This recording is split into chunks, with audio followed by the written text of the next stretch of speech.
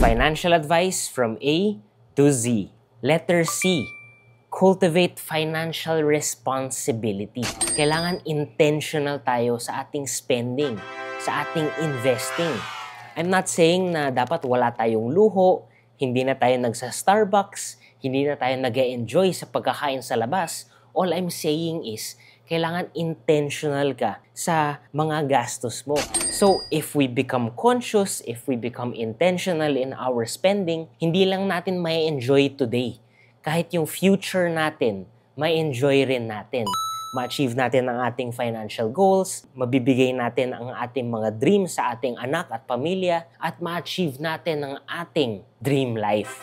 Okay ba yun? Ang ganda, di ba? Follow along this series where you will learn money tips, saving hacks, investing how-tos, and more. Looking for financial advice? Talk to Enro.